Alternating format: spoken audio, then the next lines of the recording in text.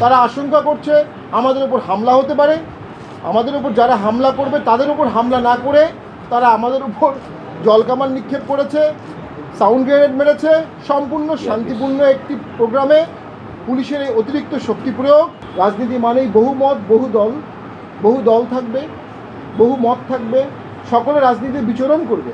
আপনি যখন একটি দলকে জোর করে দাবিয়ে রাখার চেষ্টা করবেন, এটা অগণতান্ত্রিক, অসাংবিধানিক, আইনের শাসনের পরিপন্থী এবং আমি মনে করি পুলিশের উচিত আমাদের কাছে ক্ষমা চাওয়া। আজকে আমাদের একটি কর্মী সমাবেশ ছিল, একটি শান্তিপূর্ণ কর্মী সমাবেশ। এখানে আমাদের 64 জেলা থেকে নেতাকর্মীরা আসতেন, জেলা সভাপতি, জেলা সেক্রেটারি, তারা প্রেসিডেন্ট এবং অন্যান্য চেয়ারম্যান এবং অন্যান্যদের বক্তব্য শুনেছেন। আমরা এই বিষয়ে পুলিশকে অবহিত করেছিলাম। এটি সত্য, পুলিশের কাছ থেকে আমরা কোনো ফর্মাল অনুমতি পাইনি, এটি সত্য। কিন্তু বাংলাদেশের প্রত্যেকটি পার্টি তার অফিসের সামনে মিটিং করে এবং তারা আমার জানা মতে এ ধরনের কোনো ফর্মাল অনুমতি নেয় না এবং আমরা অবহিত করেছিলাম লিখিতভাবে। সেই রিসিভ করা চিঠিও আমাদের কাছে আছে এবং বিষয়টি সম্পূর্ণ শান্তিপূর্ণ ছিল এবং আমাদেরকে মিটিং যাওয়ার এক সময় বলা হলো অনুষ্ঠানটি সংক্ষিপ্ত করার জন্য।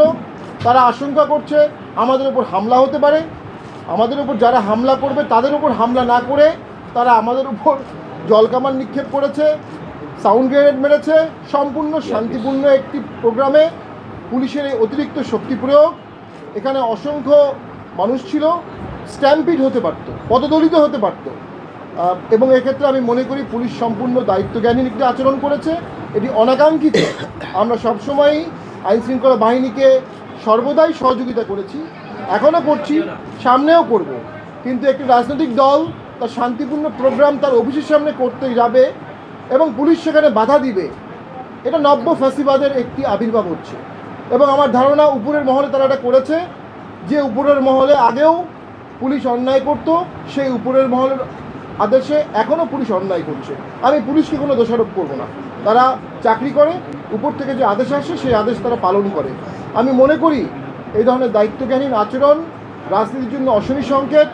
সরকার আর কিছুদিন পরে ভোট করতে যাচ্ছে, 12ই ফেব্রুয়ারি ভোটের একটি দিন ঘোষণা করেছে। আমরা তো মনে করি যে দেশে আজকের দিনে যে ঘটনা ঘটলো এর মানে সরকার বা কেউ ভোটে সদিচ্ছা আছে এমনটি আমার মনে হচ্ছে না। এই পরিবেশে দেশে ভোট হবে এমনটি আমার মনে হচ্ছে না। একটি চরম অন্যায় আমাদের সাথে করা হয়েছে, একটি ইললিগালভাবে আমাদেরকে আজকে সরিয়ে দেওয়া হয়েছে। আমরা তীব্র প্রতিবাদ জানাই, সুষ্ঠু তদন্ত জানাই এবং দোষী ব্যক্তিদের বিরুদ্ধে শাস্তির দাবি জানাই। এবং পুলিশ অসংখ্য চেয়ার ভেঙেছে, আমরা দেখেছি ভিডিওতে। চেয়ারের তো কোনো দোষ নেই, এই চেয়ারের তো কোনো আইন থাকতে পারে না। তো কিসের আক্রোশে পুলিশ এটি করলো আমরা জানি না। তো আমরা পুরো ব্যাপারটার মধ্যে গভীর ষড়যন্ত্র দেখতে পাচ্ছি। জাতীয় পার্টি দিন দিন জনপ্রিয় হচ্ছে, জাতীয় পার্টি দিন দিন সঠিক রাজনীতি করছে এবং জাতীয় পার্টি আস্তে আস্তে সামনের ভোটে অথবা আন্দোলনে একটি বিশাল বড় ফ্যাক্টর হয়ে যাচ্ছে। একটি মহল জাতীয় পার্টিকে দাবিয়ে রাখার চেষ্টা করছে, সেই মহলের উস্কানিতে, সেই মহলের নির্দেশে আজকে এই কাজটি করা হয়েছে। আমরা মনে করি it's a bad day and sad day for democracy. বাংলাদেশে যে ডেমোক্রেসির জন্য হাজার হাজার ছাত্র জনতা জীবন দিয়েছে, আজকে তাদের রক্ত ব্যাহত হলো, আজকে তাদের রক্ত ব্যর্থ হলো, কারণ একটি গণতান্ত্রিক সমাবেশে, শান্তিপূর্ণ সমাবেশে সম্পূর্ণ অগণতান্ত্রিকভাবে শক্তি প্রয়োগ করা হলো। আমরা মনে করি সকল রাজনৈতিক দলের উচিত পুলিশকে আহ্বান জানানো, এ ধরনের কোনো কার্যক্রম যেন পুলিশ কখনো কোনো দলের সাথে না করে।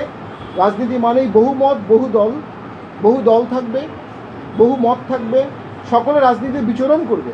আপনি যখন একটি দলকে জোর করে দাবিয়ে রাখার চেষ্টা করবেন, এটা অগণতান্ত্রিক, অসাংবিধানিক, আইনের শাসনের পরিপন্থী এবং আমি মনে করি পুলিশের উচিত আমাদের কাছে ক্ষমা চাওয়া।